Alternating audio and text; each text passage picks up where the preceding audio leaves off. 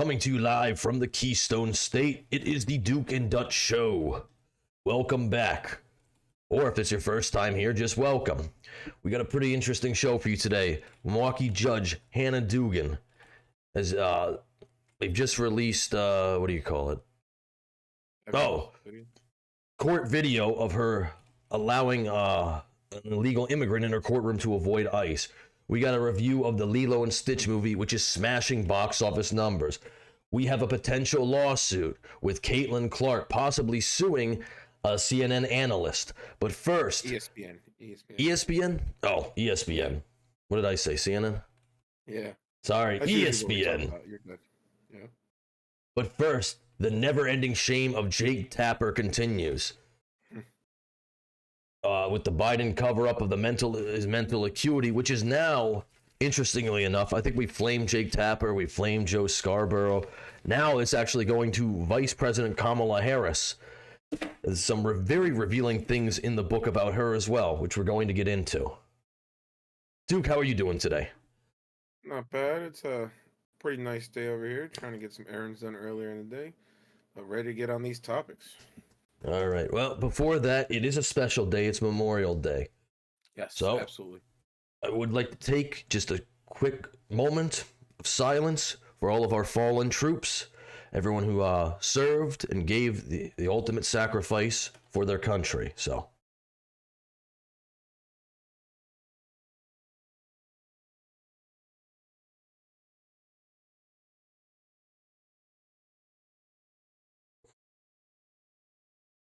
Thank you to all who have served. All right, let's get into this. There's no evidence to support the allegation my father was financially involved in my business because it did not happen. There's no fairness or decency in what these Republicans are doing. And I do have to say, whatever you think of Hunter Biden, and there's certainly a lot of people in this town, Democrats and Republicans, that do not think a lot of him, there is a certain kind of like cruelty to the campaign against him. Where is Hunter? Where is Hunter? Where is Hunter? Hunter. I think people want to know that because wasn't he on like the energy board of Burisma or something like that, where he was raking in millions on millions of dollars, selling Ukrainian influence through his dad when he was the vice president. Yeah. You know, it's not like for no reason. It's not like people are like, oh, where's Barron? Where's Barron? It's like, I don't know. He's at college, you know, like whatever. Yeah, no. He's not doing shady stuff, so nobody's worried about it. Yeah, he wasn't on the board of a company taking millions of dollars while his father was president. Yeah, and now all of a sudden we're flooding Ukraine with money. Yeah. You know, was driving the decision making for the family in a way that people, he was almost like a chief of staff of the family. Does that strike you as pretty bizarre? Yes. It's bizarre because I think he is provably, demonstrably unethical, sleazy, and prone to horrible decisions. It's really weird when you look at these two side by side, what 2 years can do. Yeah. Like two completely different stances, yeah. Yeah, in a 2 year span. But again, Biden is disgraced. He can now make money off of selling a book. And I mean, there is no reason to cover the Bidens anymore. There was a reason in 2023 and 2024. You get access to the White House and all that stuff. Yep. Now, there's no reason to do it anymore. Which really, I don't even know how Jake Tapper really can even still have a job after this. Like I said, I know there's a lot of juicy stuff coming out in the book, and we are covering it, but I really dislike Jake Tapper. I mean, tell me how you really feel. No, he's not at all. No, he'd probably sell his own mother for the right price. Well, I mean, just look at the record. I mean, after his brother died, he cheated on his wife with his brother's widow, and then got her addicted to. Oh yeah, that's a crazy. That's crazy. You're gonna get with your brother's widow. That's nuts. Yeah. Those Bidens, they keep it classy. Crack. That's just one thing I could say. I mean, I don't have a lot of personal regard for him. There's no evidence. Jeez, man.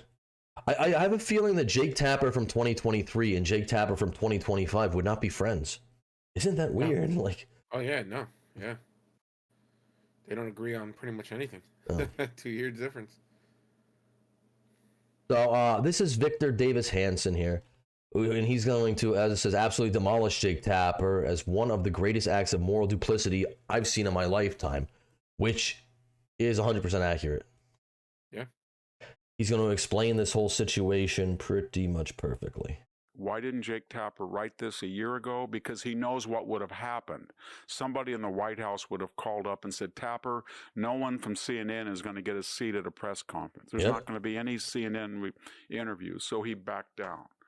And now, in a very cowardly fashion, now he comes out and he is blaming the White House cover-up. But what he doesn't tell us is the White House cover-up would have been impossible had not CNN, MSNBC, PBS, NBC, ABC, CBS all conspired with the White House staff to downplay, not just downplay. He's 100% right.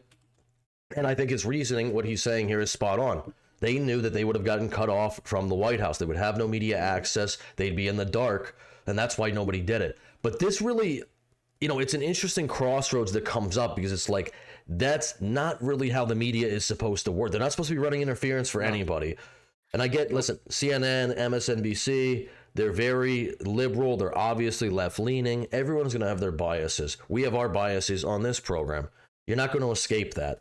But, it was such journalistic, I don't know, what do you even call it? Mismanagement? It was not even mismanagement because it wasn't done accidentally. It was done on purpose. Negligence, maybe? Negligence, yeah, it could be negligent. I don't know. But it's like, you completely did this stuff on purpose.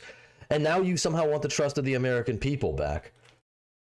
Play Biden's cognitive decline, but attack people. Bottom line, they had more interest in protecting this left-wing administration who was using this waxen effigy of Joe Biden. And for someone's purposes, we don't know who was running the country, who was giving him the auto pin executive orders. We don't have no idea who those people are. And that should scare everybody. It really should. That we have no idea. Ultimately, the biggest thing. We have no idea. What's the word that Scarborough uses? Cogent. We don't have any idea how cogent Biden was. They said he had good days, he had bad days. He would sundown, which is a term, I think it's applied to people with Alzheimer's, but it probably would work for Biden as well. Because maybe he does have some form of that, or I don't think it's been confirmed, but you know what I mean. Like they say, oh, he's good from the hours of 10 to 4. It's like, well, being the president, that's a 24-hour job. Yeah. So that should be alarming, and I highly doubt, Be good for only 6 hours a day. I highly doubt he's the one making all these decisions either, or he's the one signing all these things. I'm sure he doesn't even know about half of them, which is extremely scary because then who's running the country? It's just the signing is one thing, but the person who thought up with him was clearly not him. Yeah, I highly doubt he had any of those executive bills where it's his actual idea.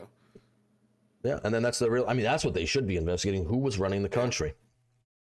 And everybody who covered it up, I don't care if you're in his cabinet or you're the former VP, which we're going to get into a little bit about how she obviously, she's around him all the time. She definitely covered up. Yeah. But everybody in this cabinet, I wasn't physically around. Press secretaries, and anybody in Congress, the media, it's like this is such a massive cover up. And now you're like, oh, just trust us again, bro. Getting to a point where it's no longer being swept under the rug.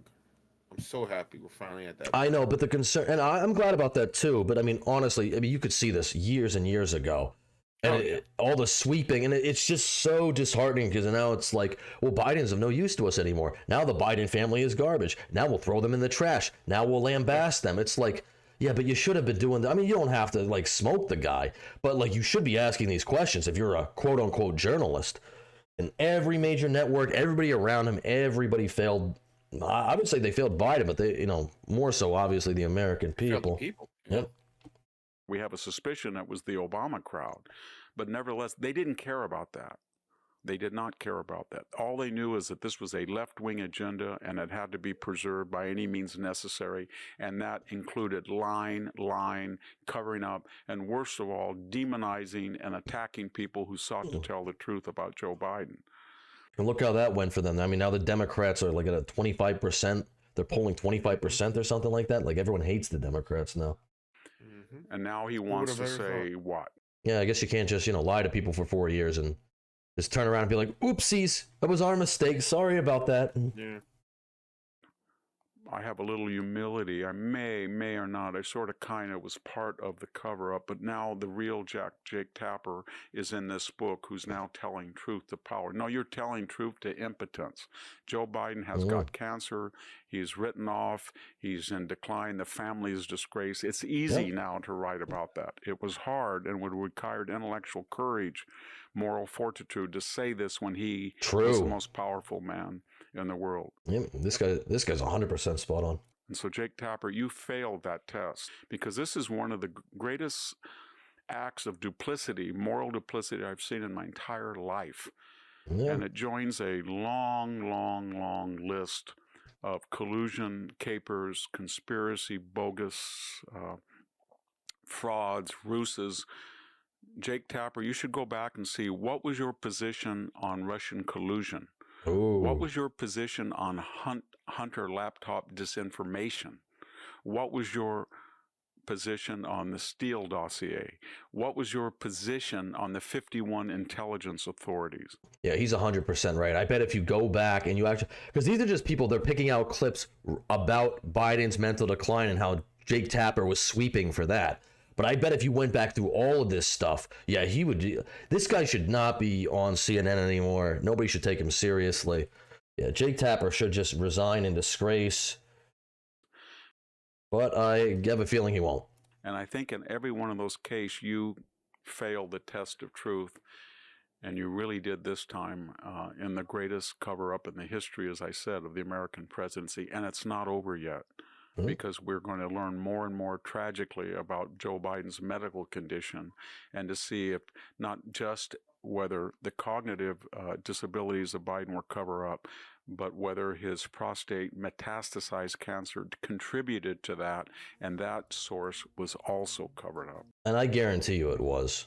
There's no way. I mean, they said, going back to a couple days ago, they said that Bush, Trump, and Obama have all had these prostate examination tests. It's apparently a very easy thing to test for, but Biden hadn't been tested since 2014. That doesn't make any sense now. So let's start closing some of these tabs down if I don't need them anymore. Now, this is Kamala Harris, and she's going to talk about her report, the classified documents in Biden's garage, and how she knows as a former this is Kamala Harris right here. This is directly from her. Hear what she has to say about, how she thinks her report was mismanaged and there's no validity to it. As a former prosecutor, the comments that were made by that prosecutor, gratuitous, inaccurate, and inappropriate. The way that the president's demeanor in that report was characterized could not be more wrong on the facts. Well, now we know this is an absolute lie. And I don't know how she would know this anyway, because she wouldn't have been in the room. But obviously, I don't think she was, no. I thought she can't give her opinion on people if she's not there. If she wasn't physically in front of them. That's what her stance was on Biden. It's all sweeping, but, and you know what? Kamala Harris wouldn't have won the election, but she would have had a much better chance if she didn't sweep for Biden so much. That was the one thing that really killed her, was that there was no policy position that she took that was somehow different from Biden. Her loyalty, she obviously is a pretty loyal person, I would say, whether that's maybe not to Biden, but to the party. But yeah, she knows, and now we know obviously that that's not true. The guy couldn't remember when his son died. He can't remember when Trump was elected. He doesn't remember when he left office. And these are you can't remember a year? Come on, man. And clearly politically motivated. Oh, of course, yeah. Gratuitous. And so I will say that when it comes to the role and responsibility of a prosecutor in a situation like that, we should expect that there would be a higher level of integrity than what we saw. The irony. The absolute irony. Just straight up nonsense. Oh, this is just a clip of her being the most liberal senator. I don't know why that's here. I don't think we need this. This just because I just touched on the election briefly. This is Jake Tapper once again. He is stunned. Have you ever seen this clip, Duke? No. about how many counties she flipped during the 2024 election? No. It's remarkable. So you asked, are there any places that the vice president is overperforming Joe Biden in 2020? So we could show you that as well. We just bring that out here. Harris overperforming in 2020. Holy smokes. There you go. So let this go away and see if there's anything on the east side there. Literally nothing? Literally nothing. Literally not one county? So you asked, one county did she do better than Biden? Not a single, which is crazy. I don't know how many. Yeah. There's how many counties are there? Thousands. I mean, Not a single county. thousands of counties didn't do better in one. I mean, sounds right. Sounds accurate. But All right, so I'm going to read this from Red Wave Press. I like Red Wave Press. Report: Vice President Kamala Harris tore into CNN's Anderson Cooper, calling him not so nice word, and slamming him for not treating her like the vice president. The vice president vented to her colleagues after their interview, where Cooper pressed her about Biden's cognitive abilities following his disastrous June debate performance. Now, this all came out in Jake Tapper's book, so I guess there are some good things coming out from Jake Tapper's book. But you just, I don't know, watch this clip with Anderson Cooper. You tell me if you think these questions are that difficult for her to answer. I don't know. Has described a panic inside the Democratic Party right now because of President Biden's performance in tonight's debate. He's been hearing from Democratic lawmakers and others around the country. Some within your own party are wondering if President Biden should even step aside. What do you say to that?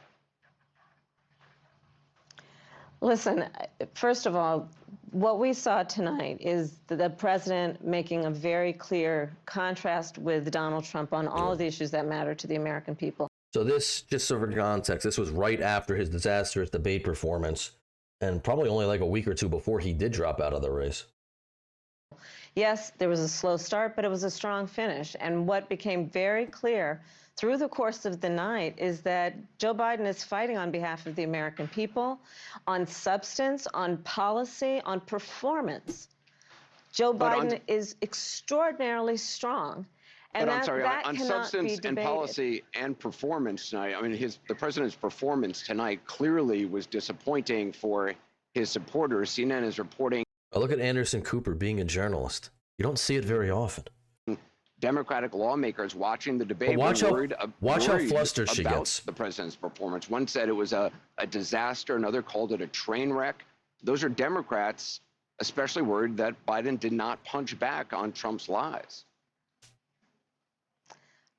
Listen, people can debate on style points, but ultimately this election and who is the president of the United States has to be about substance. And the contrast is clear. Look at what It has to be about substance. Maybe that's why Kamala did not get elected. yep. happened during the course of the debate. Donald Trump lied over and over and over again, as he is wont to do. He would not disavow what happened on January 6th. I want just so everybody understands here. Well, she's, obviously going to throw Trump out for lying to the American people. She herself is lying, saying Joe Biden is mentally fit. Joe Biden is so strong. Oh, I mean, I know this is what all politicians do. This is not exclusive to Democrats per se, but I think they are much, much worse at it. I think they'll sweep a lot harder than Republicans do. Republicans don't, they don't sweep enough for their own side. Democrats, too much. He would not give a clear answer on whether he would stand by the election results this November. He went back and forth about where he stands on one of the most critical issues of freedom in Actually, going back to the 2020 election, how they got 10 million more votes out of nowhere and those votes disappeared. I don't blame Trump for not standing by the election results. It's pretty clear it's fraud. Everybody said, oh, he's crazy. I don't know. Or maybe 10 million people just didn't show up to vote. That is possible. Yeah. Anything can happen. But all I know is I went to bed that night. I watched it. He was up in every key swing state. And then all of a sudden, in every swing state, votes were just found all over the place, which put Biden ahead magically in every single spot. Odd. America, which is the right of a woman to make decisions about their own body. He has been completely ambiguous and all over the place about where he stands on that issue, despite the fact that he hand-selected 3 members of the United States Supreme Court with the intention that they would undo the protections of Roe v. Wade, and that's exactly what they did. And just 3 years. He gave it back to the. This is their only talking point. Their only talking point is about abortion. Trump gave it back to the states. States can now do whatever they want with it. Some states like California, think they're ever going to outlaw abortions? No. Yeah, no. And some states, that are very conservative, they probably will. He just left it to the states, which is not a bad move, because it's one of those topics that it's not the same depending what region you're in. So it's a fair move that he did. I think there's a startling statistic that says since like the 1980s or something like that, up until this point in time, more women have killed their children via abortion than in all world wars combined, like since forever. I don't know if that's true or not, but if it is, that's alarming. Like, sadly, I believe it because I've seen it too many times on different platforms. Women proudly communicating they've had multiple abortions. I've heard women say they've had literally over 10 that's crazy abortions in their life, and they're not even in their 30s. They're like 25, 26. Yeah. So well, yeah, that's the only. I can only imagine. It shouldn't be used as a. I mean, I'm not like a super. I don't know. I go back and forth. I guess I am more pro-life now. Ooh, excuse me. I guess I am more pro-life now. But yeah, I don't agree with like these people. And I know there are medical reasons sometimes, or incest, or obviously rape, or something like that. But people shouldn't be using abortion as some type of contraceptive. They just shouldn't. No, and, absolutely not. For some reason that's acceptable. It's like, and it's really not. I mean, if you think about how many different ways you can prevent pregnancy in this day and age. Yeah. Just go do one of those things. Take the pill or something. Like. Years ago, we commemorated the 2-year anniversary of Dobbs, wherein women across our country have been denied emergency health care. All that may be true. All that may be true. But the president of the United States was not able to make that case to Donald Trump on the stage tonight. I mean, you debated against then Vice President Vice President Biden 4 years ago, and he was a very different person on the stage 4 years ago when you debated him. You must, I mean, that's certainly true, is it not? Yep. Anderson, the point has to be performance. No, they won't answer. This is why nobody trusts. This is the best the Democrats could do. Well, I don't know if it's the best they could do, but like I said, the money already came in for the Biden-Harris thing. If they didn't run Harris, they would have had to give all the money back. I'm sure it did. Yeah, but I agree. She's like the worst politician you could put up. She never answers anything. She talks in circles, and we know now she was being incredibly dishonest this entire time. I mean, we knew that before, but now it's confirmed. In terms of what a president does, president who incites an insurrection against the Capitol. No, but I got the point that you're making about a 1.5 hour debate tonight. I'm talking about 3.5 years of performance in work that has been historic. But whether it be infrastructure. What did he do? I mean, what historic work? Everyone says Biden does historic work. I wish I had the clip. You ever see that one of Nancy Pelosi? After they tossed him out, they said we should put him on Mount Rushmore. I'm like, oh yeah, definitely. Let's put him on Mount Rushmore. Who we saw on the stage tonight is that the person you see in meetings every day. The person that you saw on the debate That's a fair question. What? That's a fair question you just asked her. Is the person that you saw on the stage a couple of years ago the same person you see in meetings today? Oh, no, it's definitely she can't answer. And and it's a very simple no. Like, you don't need any other answer. Like, no. Or the answer's no. Or it's a very simple yes, but you should pick one. Yeah. Just pick one. It's like, it could be yes or no. It's supposed to be a yes or no answer, but yet we get neither. She I don't know if she ever answered anything. That really has for the last 3.5 years up until today performed in a way that has been about whether it be in the old. I felt bad. When I was doing the intro, I kind of tripped over my words. Kamala Harris makes me feel a lot better, though. I don't feel as bad anymore. Oval Office negotiating bipartisan deals so that we have an infrastructure, a real infrastructure plan where we're putting trillions of dollars on the streets of America to upgrade our infrastructure. Whether it be the person I see in the Oval Office who is meeting with heads of the military and the intelligence community and in the Situation Room. She talks about this like that's not what the president is supposed to do. Yeah. Like it's like you're He's giving not doing anything special. He's doing what he's supposed to do as president. Why can't you see that? It's like, okay, well that's like the minimum. Thank you, I guess. Wow, he's attending these meetings. He's attending meetings with the heads of the military and you know what? the heads of the three-letter Good job, agencies. Good job, President Biden. It's like, why, somebody get him a sticker. Somebody give him a trophy or something. Definitely needs a cookie. You've done what you're supposed to do. You have been. You can meet with the heads of state. Wow. Ensuring the safety of America. The person I see in Joe Biden on the world. He let 20 million people unvetted across the southern border, but he really does care about the safety of America. Yeah. World stage, convening world leaders who often ask for his advice. Most recently, just during the G7 conference. So I'm not going to spend all night with you talking about the last 90 minutes when I've been watching the last 3.5 years of performance. But this was a debate that your campaign moving forward wanted. You pushed for this debate at this moment. Well, this was the time because Biden was still in the race, so obviously we were looking at the past. Cooper just ambushed the shit out of Harris. I'm so upset. He ambushed her.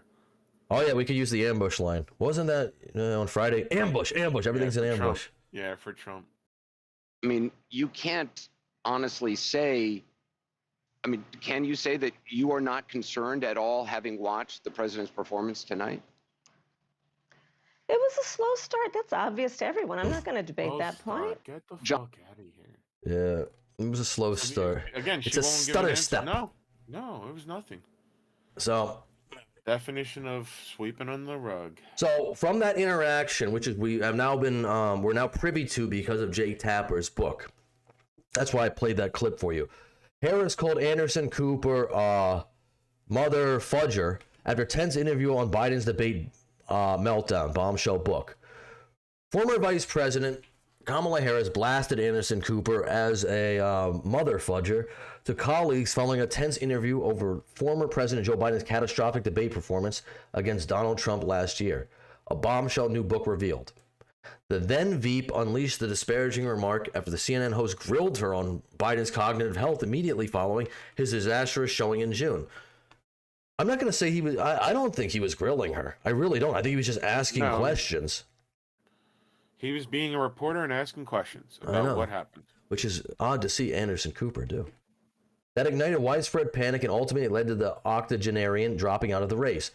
We already said this. His mother fudger doesn't treat me like the vice president of the United States, she said to her colleagues, according to the new book Original Sin, co-authored by Anderson, CNN colleague Jake Tapper, and Alex Thompson. I thought we were better than that. Where's that going? Harris, who was encouraged by her aides to cancel all post-debate interviews after her boss appeared frail and stone-faced, often losing his train of thought while going to toe-to-toe with Trump, downplayed concerns from her party when she appeared on CNN.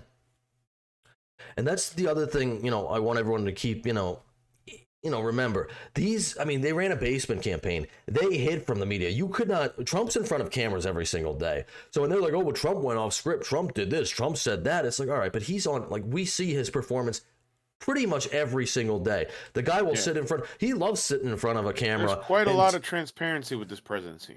He loves sitting. He's like an entertainer. He loves sitting in front of the cameras. He just loves talking. Like, he doesn't you fake news. It'll just call people out and stuff like that. Biden, it's like, I wish I had that clip too. I gotta get more clips. They had I honestly can't recall sitting and watching him from the Oval Office. No, he rarely ever did that. And if it wasn't live. It was all jump cuts and stuff like that. But Trump brought up a really good point the other day, or it was like last week or something. He said, none of these reporters, they don't ever ask me about my favorite ice cream. Why is that? Right? How come nobody wants to know about my favorite ice cream?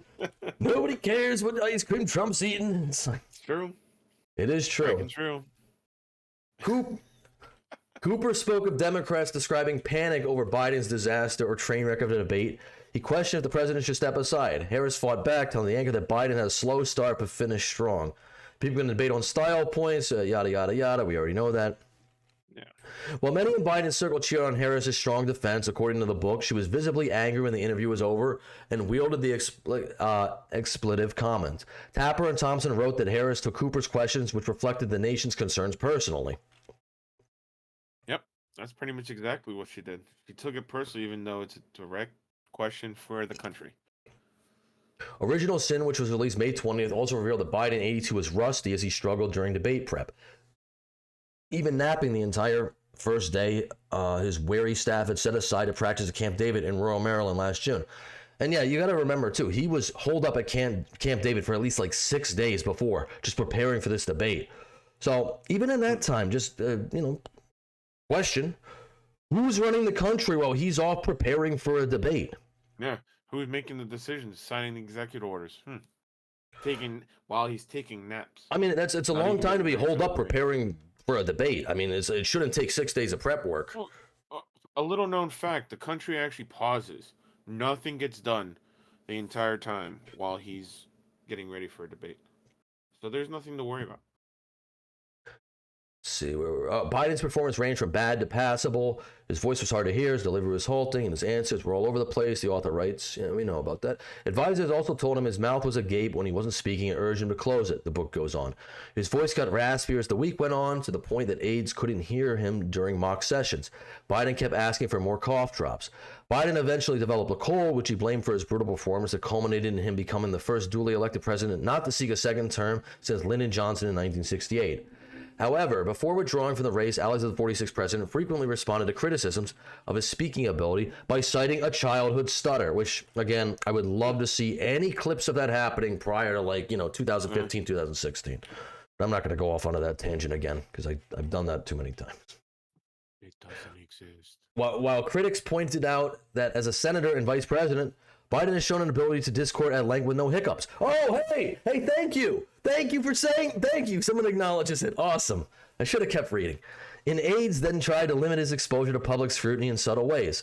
When a group wanted Biden to tape a 5-minute video address to keynote an event, the White House usually responded by saying the video would be 1 or 2 minutes. And as we saw, we played that for you last time, the jump cuts in like that 15-second thing. I'll debate Trump. There's 6 cuts in a 15-second video. Why is that? It's very odd. However, even with the time limitation, Biden often couldn't make it through 1 or 2 minutes without botching a line or two.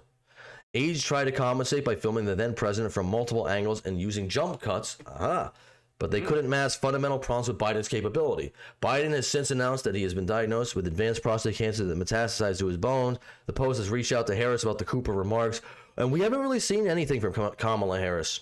It's been a long time, really, since she's been in the spotlight. I know she did go to Hawaii. I know after she lost the election, she did go to Hawaii for a while. I'm sure that was very nice.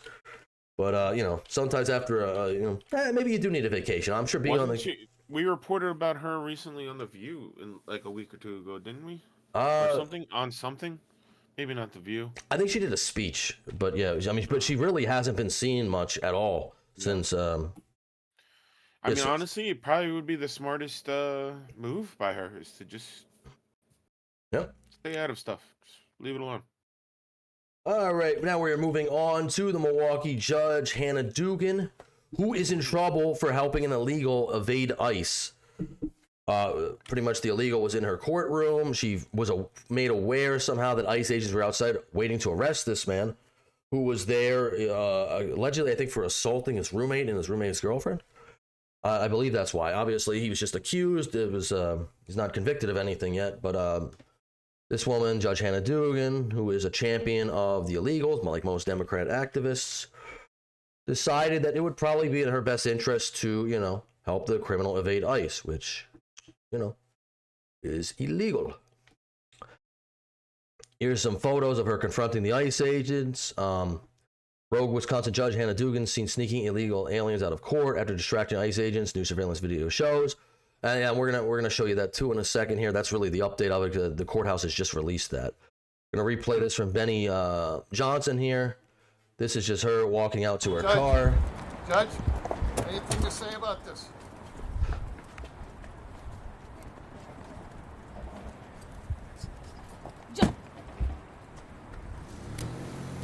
And she's off. we're going to go a little out of order here, too. We're going to hear from Pam Bondi in a second, but first, I want you to understand how biased the media is with this entire situation.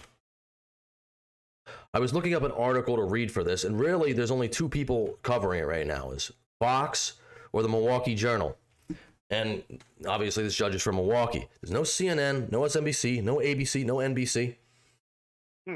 It literally is, I mean, Fox News, Milwaukee Journal, Fox News, New York Times.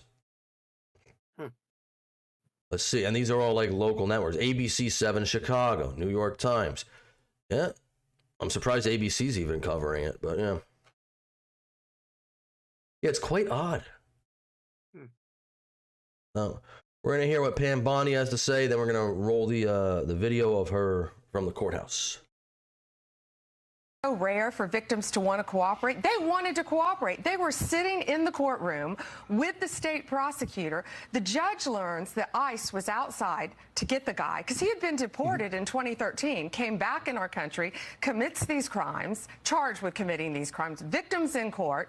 Judge finds out. She goes out in the hallway, screams at the immigration officers. She's furious, visibly shaken, upset, sends them off to talk to the chief judge. She comes back in the courtroom, you're not going to believe this, takes the defendant and the defense attorney back in her chambers, takes them out a private exit and tells them to leave, while a state prosecutor and victims of domestic violence are sitting in the courtroom. Wow. You know, yeah, that's pretty wild. You know, it's like, obviously, I don't think the guy was charged with anything. Oh, obviously, because the initial hearing didn't even get underway.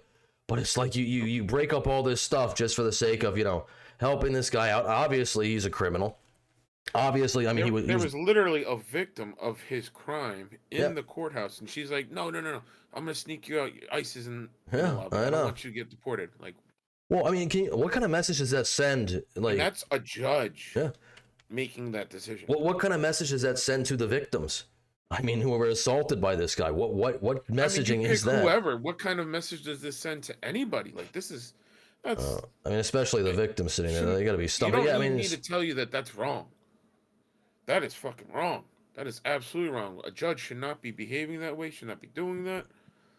None of that. That's crazy. It's crazy that this is something we're reporting. Yeah, it really is. And obviously, I don't think anything's going to happen to this judge. Probably not. She'll get some slap on the wrist. Nice if she's no longer a judge after this. Nah, I sure as that happen. might happen. Any of my fucking cases. That might happen, but I don't know if anything. If this is her judge-making ability, I wouldn't want her proceeding over my case. Yeah, well, that makes you think too. It's like this is the person who's not illegal, so I'd probably go to jail. This is one of the people presiding over people's lives. They're sentencing people. They're doing this. They're doing that. Changing people's lives daily. Yeah, and this is what she does. And you're obviously your decision making and your judgment is not the best. At least it wasn't in this situation.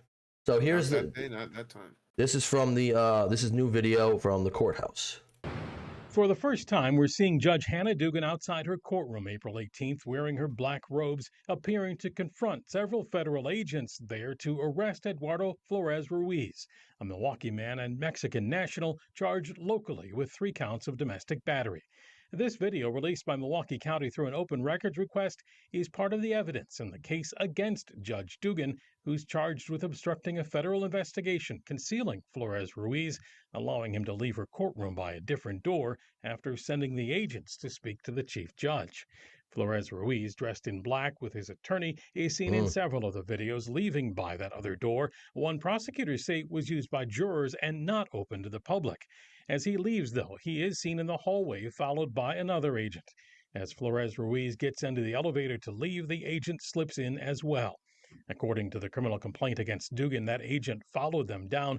The agent seen here following out of the building downstairs, and once backup arrived, they tried to arrest Flores Ruiz, who another video shows ran north in front of the courthouse for nearly a block before agents caught up with him. See, and this is the other thing, too. You not only are you like, okay, well, I'm going to let him slip by ICE. Now you're endangering the public by doing this. They actually had a good plan. They knew he was going to show up there to court that day. That's why they went there to get him. They knew he couldn't really make a scene in the courthouse. The judge completely ignores all that. It's like, oh, I'll just let him out. What's the worst that can happen? And you know what? A lot of worse things could have happened. It's absolutely, like, I mean, your decision-making skills, you should not be a judge. Shouldn't be a judge. Yeah, her And decision arrested. making ended up in a police chase that Yeah. had at least one block worth of chaos. You caused this whole scene for absolutely no reason other than, you're an activist. And the media doesn't want to report on this because it's a liberal judge. It's absolutely crazy how Biden, and yeah, we're supposed to trust them now again, right? Yeah. See them. Federal agents arrested Dugan herself a week later. Eduardo Flores Ruiz's domestic violence case is moving through the Milwaukee County Court. He is, however, in federal custody on his immigration arrest. The FBI arrested Judge Dugan at the county courthouse 1 week later on April 25th. She pleaded not guilty in a federal court last week. Judge Dugan, your response. That's Dugan exiting the federal courthouse after an arraignment last week. Her legal team filed a motion to dismiss the case, calling it unconstitutional and saying that she is entitled to judicial immunity. A judge set a tentative trial date for July 21st. I don't know if that's true if you're entitled to judicial immunity just because you're a judge. I mean, I hate immunity based off of anything. Just because you're a certain position, you get immunity. That, to me, says that you're allowed to break the law because you're at a certain position. That's bullshit. Pretty much. No position should be allowed to break the law, no matter what your position is. Even the President of the United States. So why are we allowing cops or judges in this instance to have immunity? I don't get that whole immunity. I don't think she's going to get immunity. I don't think she'll be criminally charged either. But, well, we'll see. I mean, it is a very interesting thing because there's a lot of liberals who are like they're really against everything with these illegals and getting them out of the country. And obviously, this is an example here. It's like you think you can defy ICE orders, you can defy, federal law and all that stuff. ICE has the right to get these people out of here. Yeah. So, that's literally their job. Literally their job, but it makes it a lot harder if they got to fight against all these other people. You got to fight against judges, you got to fight against protesters, you got to fight against. Not going to stop them. But Congress it's people. more complicated. No, but it's not making the task any easier, and it doesn't make the Democrats look any better. You're just going. I don't know why you're going to bat. It's like and that. Realistically, all these people that do these things, they should be charged for interference. No, the Democrats, they're such hypocrites too. But it's they're not like going to. If it was any other Joe Schmo part of the public, they would get charged for interference. Oh yeah, I mean they'll send these illegals anywhere as long as they don't have to see them. It's like you remember it was a couple of years ago. Somebody sent a bus of illegals up to Martha's Vineyard. They were out of there within like 24 hours. Like, oh no, you can't be in Martha's Vineyard. Sorry, no. That's our exclusive country club type place. No. You go somewhere else. That they had no problem shipping them out of Martha's Vineyard. Not a problem, but too many rich people there, I guess. Newly released video from inside the Milwaukee County Courthouse shows key moments leading to the federal case against Judge Hannah Dugan, charged with helping an undocumented immigrant elude federal officers. The video, which offers the first look at the events of April 18th on the courthouse's 6th floor, provides the glimpse into the basic sequence of events reported so far. The highly unusual and politically charged federal case has led to protests in support of Dugan, as well as critics' calls for her to be held accountable, as President Trump advances his immigration crackdown. Dugan was indicted May 13th on charges she obstructed a federal agency and helped Eduardo Flores Ruiz escape. She pleaded not guilty. Flores Ruiz, 30, was in Dugan's court April 18th for a status conference on a misdemeanor battery case. 6 federal officers were in the courthouse to arrest him. So it's not like this guy is some saint or some angel. He's there for, I think, battering. I think it was his roommate and his roommate's girlfriend or something like that. And he'd already been kicked out of the country before. On May 21st, Milwaukee County released several hours of surveillance video in response to open records requests. Video clips are likely to be shown by the prosecution if Dugan goes to trial, currently scheduled to begin July 21st. Releasing video important to a case prior to a trial is unusual and may raise further challenges when the two sides try to pick a jury. A U.S. Attorney's Office spokesman declined to comment on the video release. Federal prosecutors did not attempt to block the release of the video, says James Davies, the county's assistant corporation counsel. There was no footage released from inside Dugan's courtroom, where, according to the criminal complaint, she was alerted that federal officers were in the hallway. Dugan is accused of directing Flores Ruiz and his attorney out of the courtroom through a door typically used by jurors. The door leads into the public hallway, and that'll be interesting too, because there is going to be more about this coming out. There has to be, because obviously this case is getting dismissed. I don't know if it's going to be dismissed, but I mean, even if she's convicted, nothing's going to happen. But yeah, there's got to be, there's cameras in the courtroom. There's got to be more to it than that. Let's see. Somebody came in and told her that ICE was there. Yep. That's when she was somehow made aware of it. Then she duped them. Really, the only good thing, because this guy probably would have got away, is she only identified 5 of the 6 agents. One of the agents was still in the hallway when all the other ones had to leave. So yeah. Let's see. Yeah, and she directed them to the chief. We know that. And this is just like a play-by-play of kind of what we watch. Flores Ruiz and his attorney exit with an agent in pursuit. Yeah, which, it just doesn't look good. Chase and arrest on a rain-soaked street. There's no footage of Dugan's arrest. Yeah, there is. We just watched it. Why does it say no footage? No footage of Dugan's arrest. Not Dugan's arrest. No. County officials said they have no video of Dugan being arrested in handcuff, which occurred on April 25th, the week after Flores Ruiz was arrested. Oh, okay, yeah. That's true. Courthouse sources told the Milwaukee Journal Sentinel Dugan was confronted shortly after she arrived for work. As she walked into the building, several agents told her she was under arrest before leading her to the courthouse cafeteria where more agents were waiting, sources say. It's too bad there wasn't a legal there for her to tip her off about that. Yeah. Somebody could have tipped her off. Yeah. There was nobody to tip her off, though. Well, I don't think anything's, like I said, what do they say? The July 21st is the trial. Like I said, even if if anybody shouldn't be held above our laws, it should be the people enforcing it. It should be judges, judges, politicians, all of them. When you're in one of those situations, when you're in a position of power like that, you really do have to, really walk the straight and narrow. There's really no room for this. Like you said, I'd be surprised, sadly, but I really do hope that she gets charged. I as well.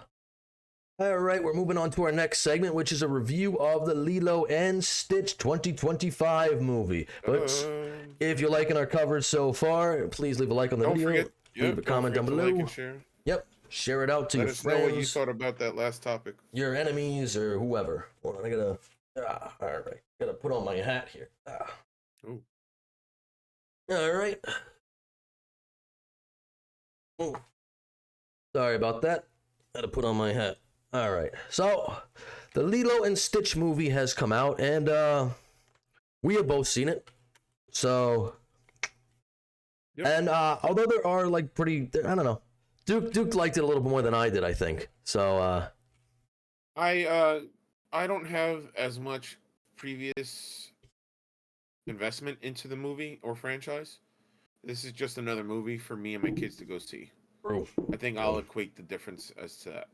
Yeah, I got my house is filled with. I gotta have at least probably. My daughter loves Lilo and Stitch. She's obsessed with Lilo and Stitch, but that's as far as the connection went. I've probably got 50 Stitch plushies. It's ridiculous. Not from our world. But this is a little clip from the trailer. I just wanted some video thing to play. Context. Yeah. Rough. Little context, yeah. Lilo and Stitch. Now, let's get into the good first, I guess. Oh, hey, I wanted to do this real quick. You probably won't be aware of this, but shout out. They mentioned Angel and 627 in the movie, so that was pretty cool. They briefly appeared as holograms. Obviously, they never did in the first one because, well, they weren't a thing in the first one. They didn't know they were going to make more experiments, but as, somebody who knows way too much about the extended universe of Lilo and Stitch than any grown man should, yeah, it was nice to see them. It was a nice little nod at them. This guy says it's Leroy. He is wrong. It was 627. That is an easy thing to confuse. 627 and Leroy do look a bit alike, but they are different. Anyway. Well, the main criticism I've seen of the movie so far is that, yeah, it just doesn't hold up to the original, which I don't think any of the live-action remakes ever really hold up to the original. But we are going to get into, what is this over here?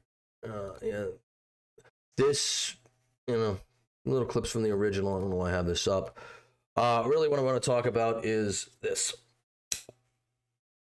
Which, despite, some of the reviews saying, listen, this is not as good as the original, it's making more money than I think anybody even thought, which is not super surprising. Like I said, I think, honestly, at this point where we're at in time, Stitch is more popular than I think Mickey Mouse. I think he's more recognizable. I see a lot more Stitch merch just walking around. People have them on shirts.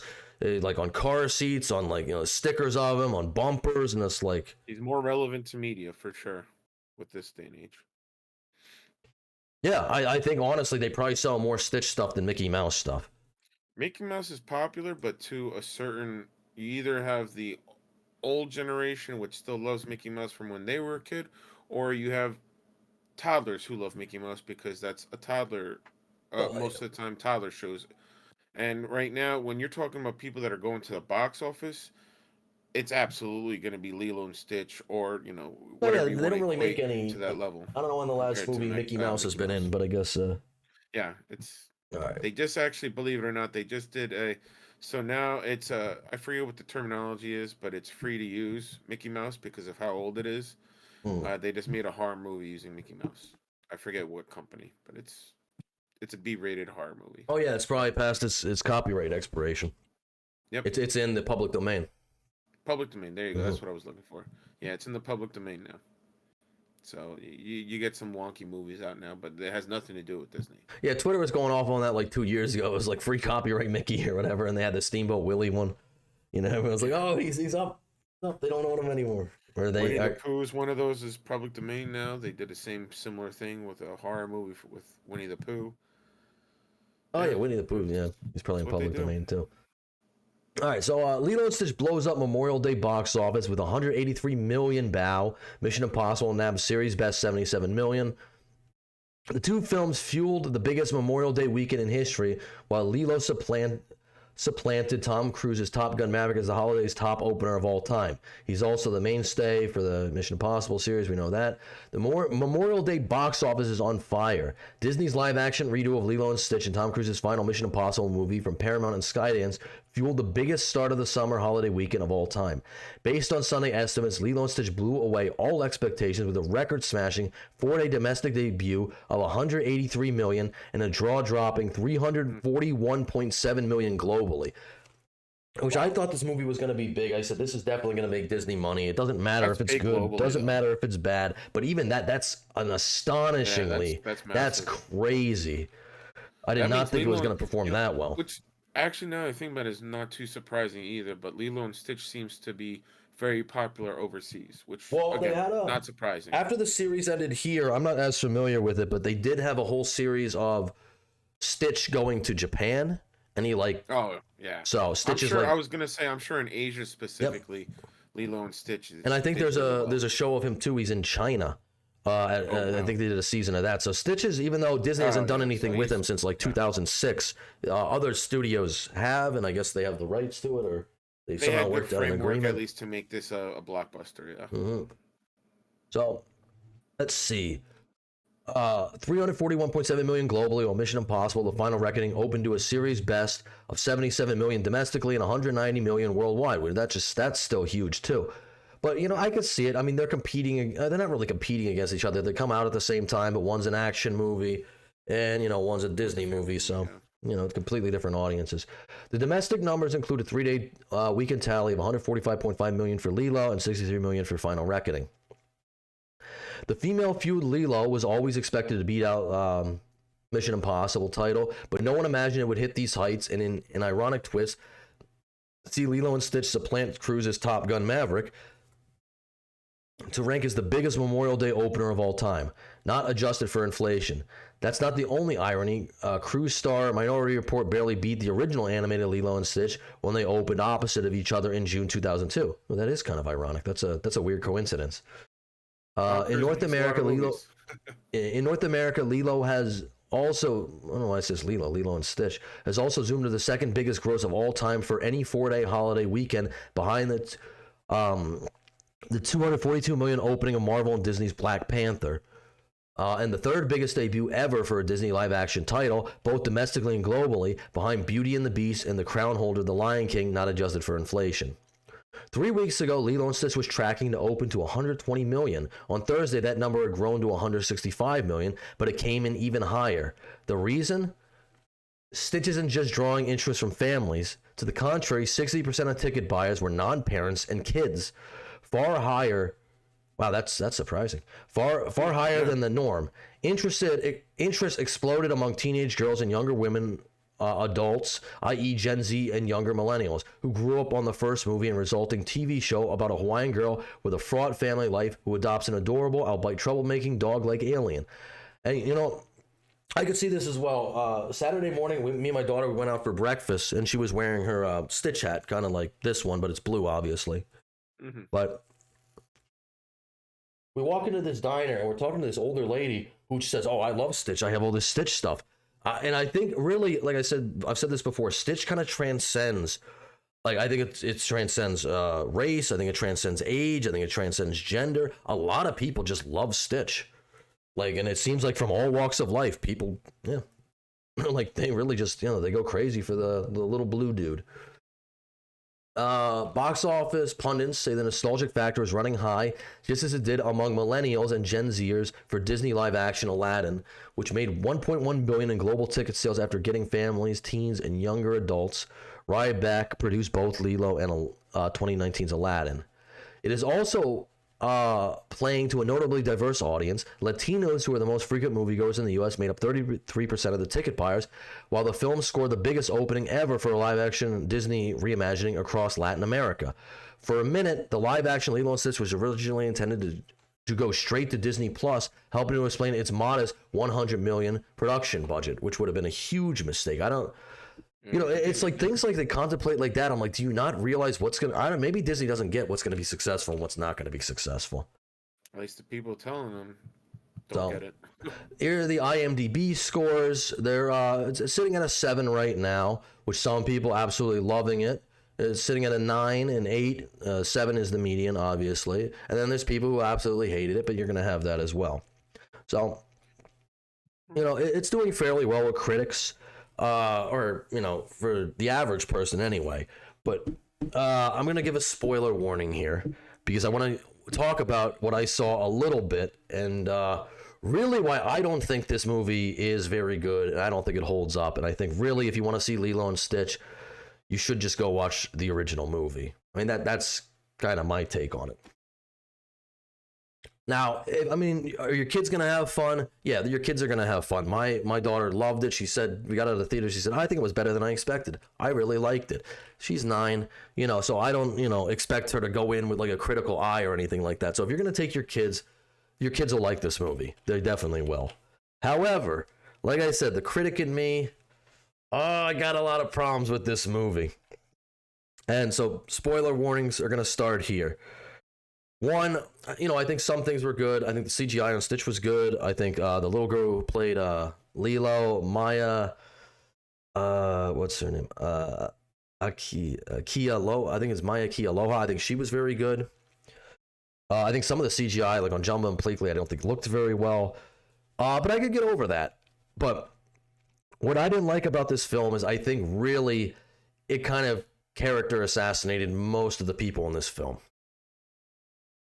Like I said, Gantu's not good. Gantu's not in this movie. I had concerns about that. No. They made Jumba the main villain. He gets no redemption arc at the end. He doesn't really seem like he's friends with Pleakley. Pleakley, for some reason, is like the least character assassinated person in this movie. But again, I could probably get over, maybe I could get over all that. Maybe I'd be like, hey, they're going to change some stuff around. But one, I think the main problem really is, I think, with Nani. And I always say this, Nani is the hero of Lilo and Stitch. She's always been the hero of Lilo and Stitch. The whole point is, you know, Ohana, sticks together, family. And that whole core messaging was kind of not there. I mean, by the end of it, she abandons Lilo to go pursue her own endeavors. Yeah. There's no come together moment at the end. They don't have to go off and save Lilo. So I never really got a sense that her and Stitch, Nani and Stitch never bonded at all. They had no bond. They really, like, I don't even think they were in that many scenes together except when he was destroying the house or whatever like that. A lot of the emotional context is stripped out of this movie. There's no ugly duckling scene. There's no Stitch. You know, the whole found family narrative that comes together at the end is missing. They added a grandmother character played by Amy Hill, who originally was Mrs. Hasagawa in the first movie. And because she's the next door neighbor and she sets up immediately, oh, we're Ohana too. It's like they don't feel as isolated. In the first movie, you really got this sense that Nani and Lilo were really in a dire situation. They were struggling from hardship. They just lost their parents. Nani's trying to figure out how to raise her sister and not get her taken away by Child Protective Services. In this, I just felt like there was nothing really to it. There wasn't... I felt like the risk factor wasn't there. I didn't like all the emotional beats were kind of gone. And I know you could be like, well, it's playing to kids and yada, yada, yada, but I don't know. The first movie was also for kids. The story make sense. Yeah. You still have to have the story make sense, yeah. And I completely agree with you. Everything you've said so far. Yeah, so I mean, like I said, I could go on and on and ramble about it, and like I said, my daughter liked it. You said you took your kids to see it, right?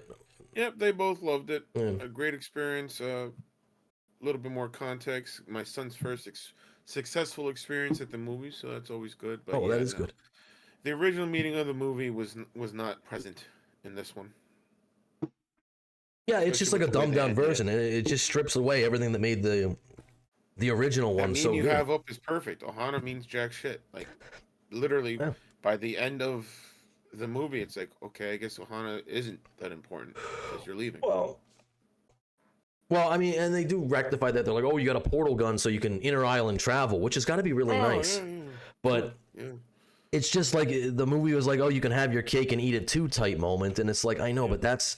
Oh, you can go be a strong, independent woman and go get an education. You don't need to stay home and help raise your sister that has no one else. Well, she does have other people in this movie, but I'm like, but that wasn't the point of... that's not the point of the original movie at all. The point is that, Nani did have to sacrifice, but she did because she wanted to keep what was left of her family together. So... Garbage, yeah. I'm not... After we actually sat down and talked about it, I really saw it the way that you explained it. I'm not... Yeah, it's just... happy with how they just completely 180'd. I feel like it's Kamala Harris with her bullshit excuses, bullshit answers, and freaking Tracker with, his flip-flop and like, wait a minute. I thought this is a family movie. It's all about family. It's all about sticking together and helping each other out.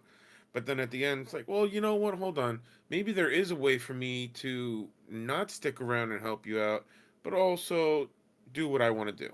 Well, I mean, this movie gave Nani an easy... I mean, they set it up from the start that she'd have this easy out. Gave her an easy out. And it's... And in the original movie, there was no easy out. I mean, they had...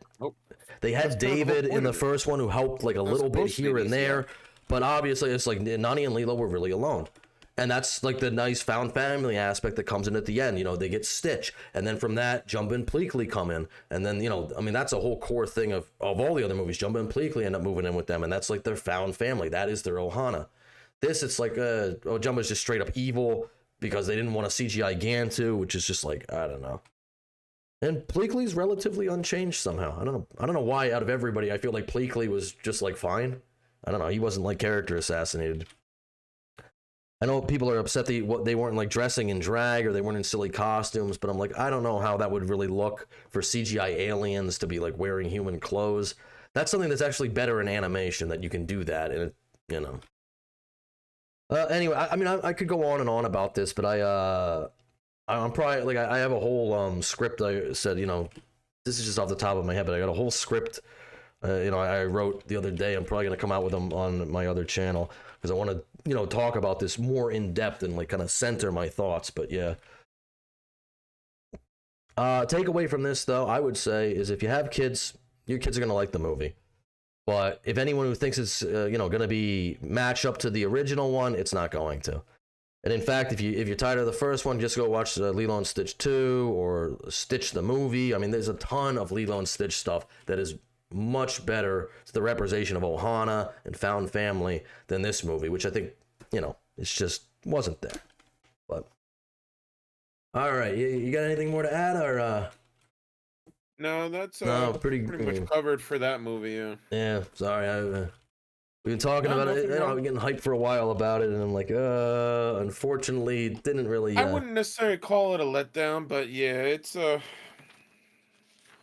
not a surprising decision by the modern day decision makers of production companies, because they always go for the modern takes. It's not. They hate sticking with the old generation. The old way of things worked, and it worked back then. Cool, but we're gonna change it to fit our modern world. And her leaving to be an independent, educated woman instead of taking care of her sister, I really just think ruins the message. Yeah, it ruins the whole point of the original one. And it's like, anyone, like I said, Nani Family is the message of Lilo and Stitch, and they took that away by the end of it. I know. I always argue the last thing. I always argue with my daughter about that. She's like, "Oh no, Stitch is the hero of the movie." I'm like, "No, Nani is the hero of the movie." No, when she's little, she's like, "No, but Stitch does do all these crazy things to save."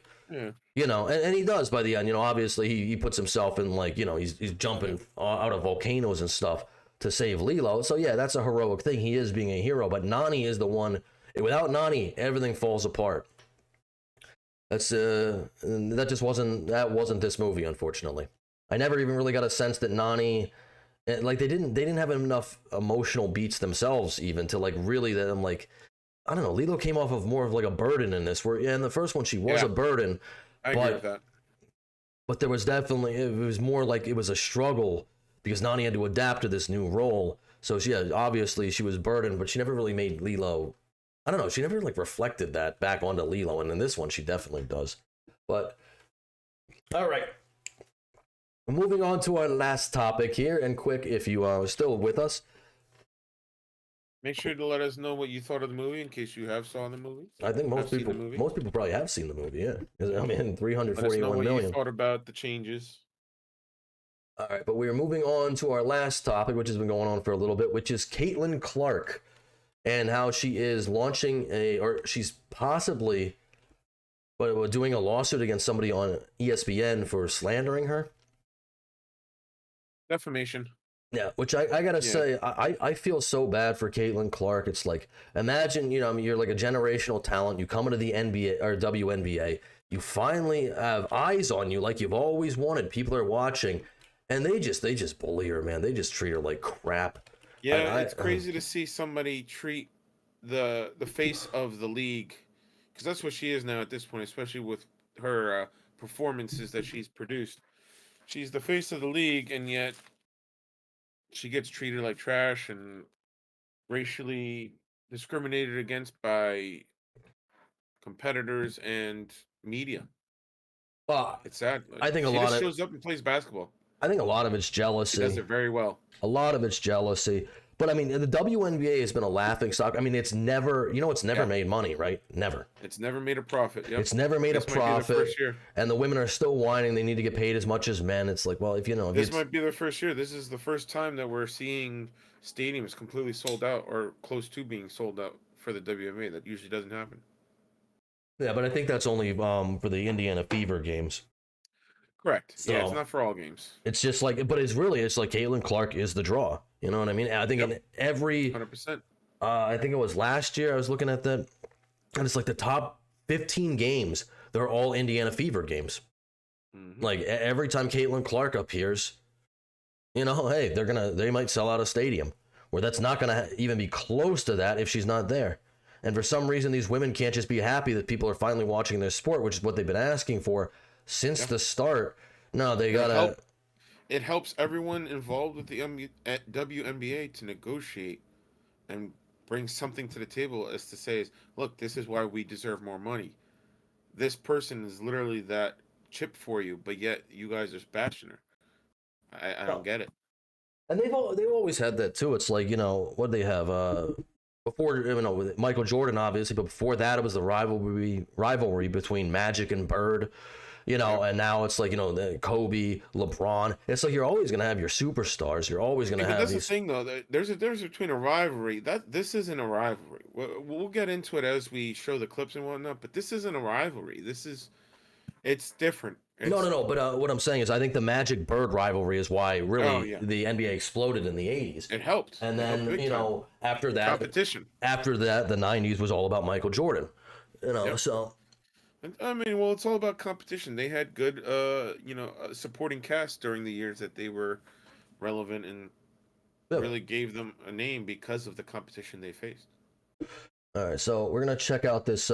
This is before this happened. We're just going to go back a little bit. This is a little bit about how these players treat her.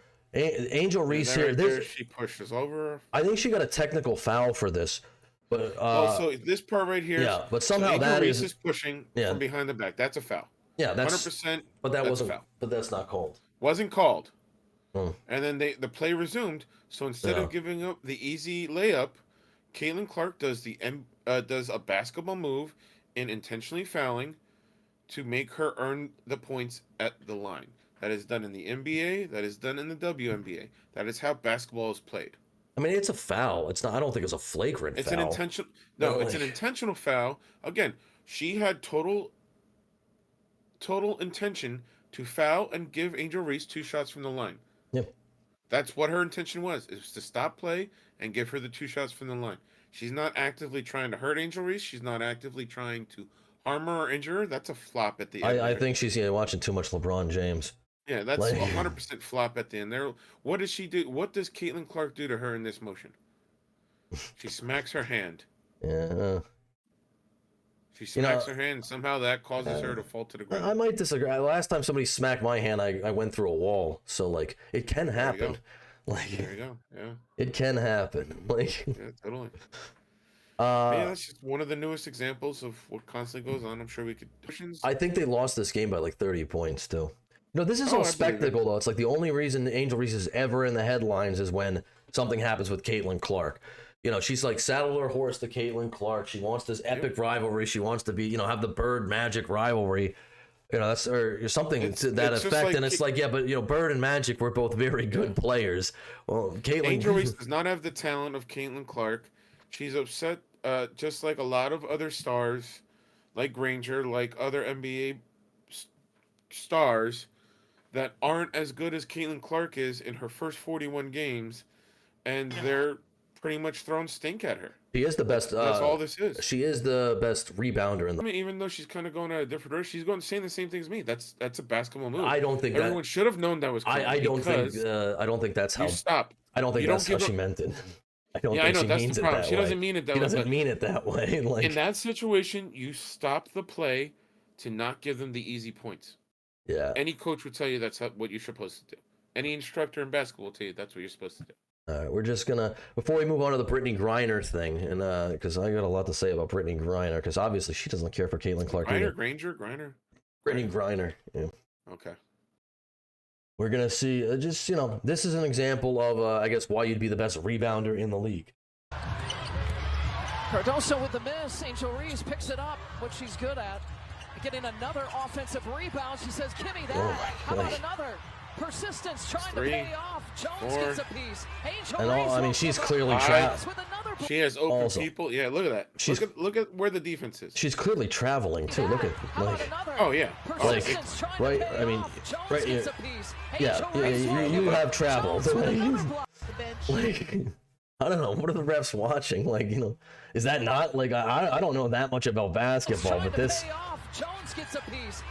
Yeah, that's not even. That's traveling. Her feet were moving big time.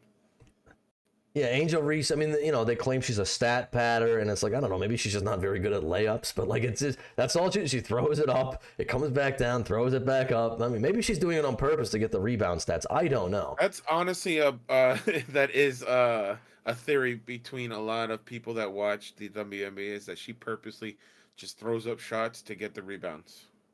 She has no intention of making the shot. Let's see. What do people say?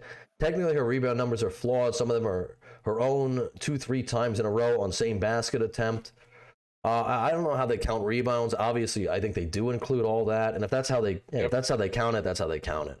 But yeah, it's I don't know. There's not a strong case for her to. I know people are talking about, she could be the rookie MVP or rookie of the year last year. It's what are you crazy? She's just Rodman without a Jordan. What number I'd love to see more than any? Her percentage, her field goal percentage, because I'm sure that number is 2 out of 100. With how many misses she has, oh my god, I can see her shot percentage being just atrocious. Angel Reese at the half of this Liberty blowout of the Sky in their home opener. 13 minutes, 0-5 field goal, 0%. 0%, yeah. All inside 5 feet, 0 for 2, 2 feet, 0%. 8 rebounds, 6 off. I'm assuming off her own shots. Yeah, 6 offensive. 3 turnovers and 20 plus minus 20 plus minus. Yeah, that's insane. And somehow she's an all-star. Yeah, but yet she's the best.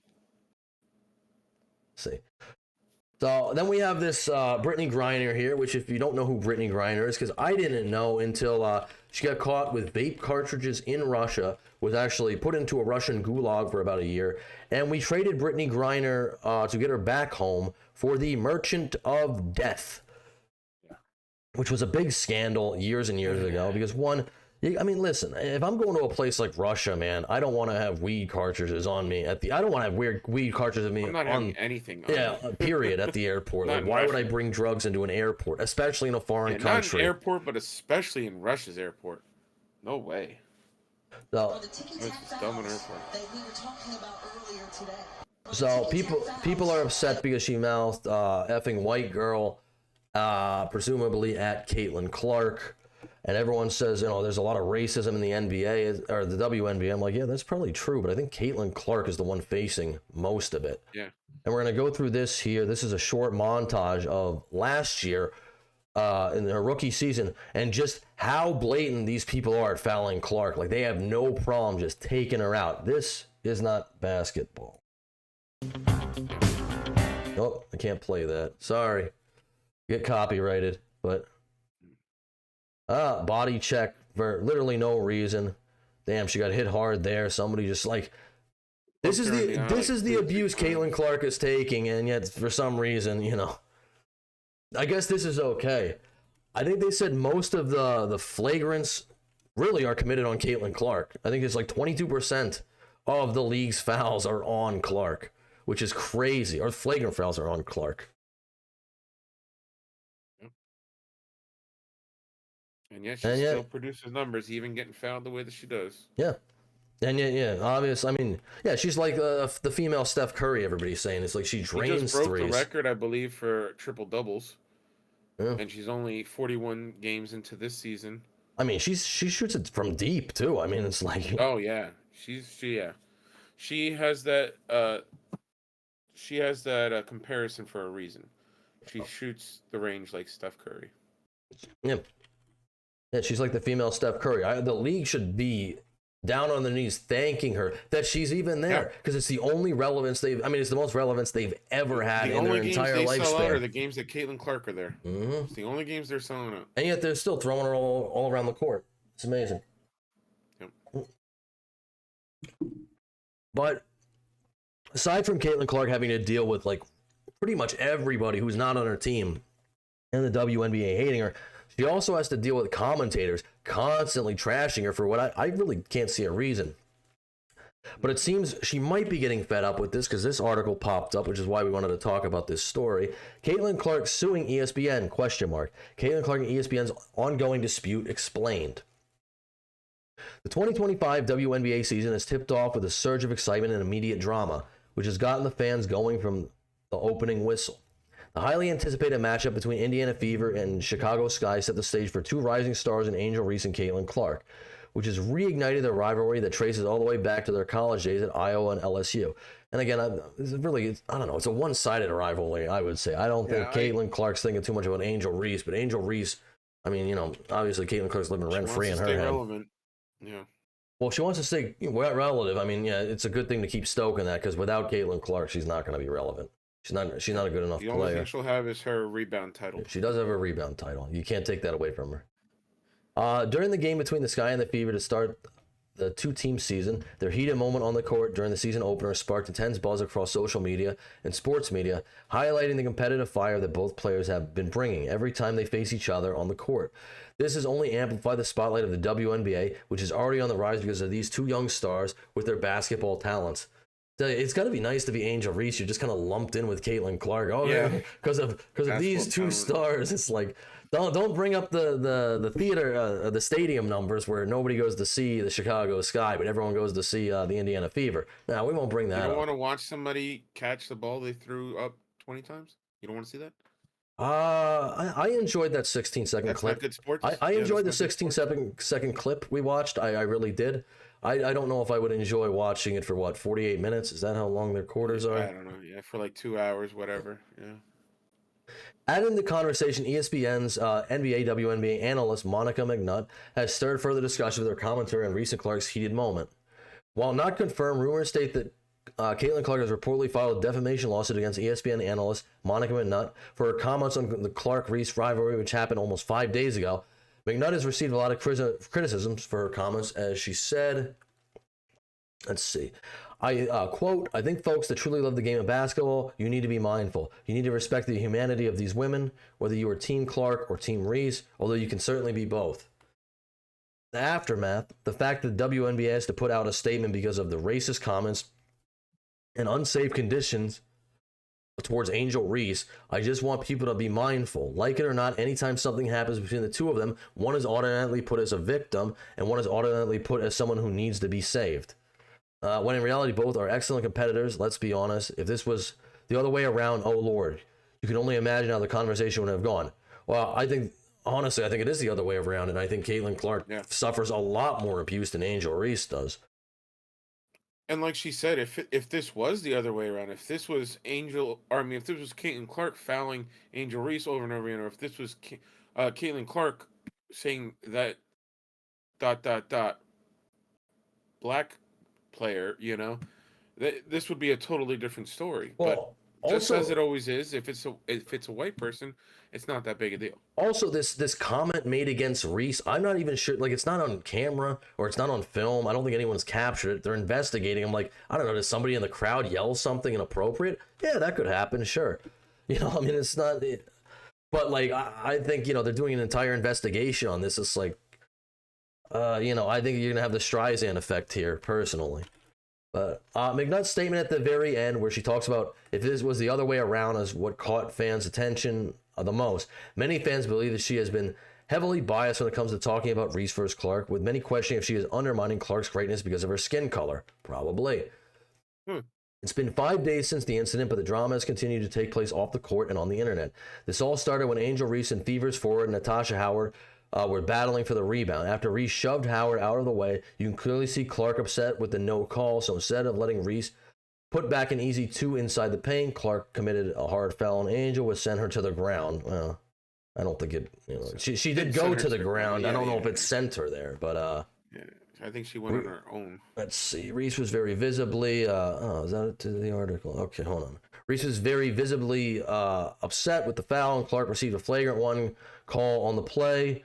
In our point of view, it was simply a basketball play, which happens in the WNBA and the NBA. However, things only escalated from there. What did Angel Reese have to say about the foul? In the postgame interview, Angel Reese kept it very short, firm, and professional on the hard foul that Clark committed earlier. When a reporter asked her about how she interpreted the whole situation, the foul, she said, basketball play, refs got it right, move on. Okay, well, that's good. The rivalry between the two... I wouldn't say the refs got it right because they missed the call before, but yeah. I wouldn't call that a flagrant foul. That's just a foul. The rivalry between the two is never going to stop, but both these players have been nothing but professional so far in their WNBA careers. I don't know if there is a rivalry. I'm just not sure about that. It doesn't seem to me... I feel like people are making a rivalry when there's not. Yeah, usually there has to be 2 good performing players to be a rivalry. There's no rivalry. Reese has been a double-double monster, grabbing boards and scoring points on several occasions, whereas Clark can shoot the ball from 40 feet and can dish dimes, making her teammates better. Despite the controversy, both Reese and Clark are bringing a lot of eyes to the WNBA, and the game is only getting bigger each season. I would say Caitlin Clark is. Nobody's tuning in to watch Angel Reese without Caitlin Clark. They do tune in, when they're all on the same court together, but, for, this to be a true rivalry, a true equal footing thing, I don't know. I don't think anything's really going to come of this. I do wish, the ESPN and, obviously this lady here. I mean, you got to stop that. People give, Monica McNutt is her name. People are giving Clark way too much hate.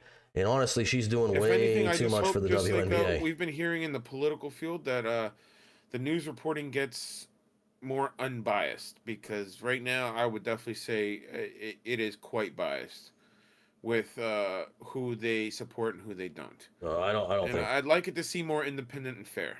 I don't think. No matter who's writing it, I'd like to see it more fair. I don't know. Yeah, I don't think that's gonna happen. Like I said, you can have your biases, but yeah, you got to check your biases at some point too. It's with one of these, with ESPN specifically, it's not like there's I mean, I'm sure there is smaller independent news outlets for sports, but when it comes to sports and news, it's ESPN. So it's like they have a monopoly over it. It really shouldn't. Bias journalism shouldn't exist on ESPN, but it does. It definitely does. Not just in WNBA. Yep. All right, so I got a picture of Emmanuel Macron here.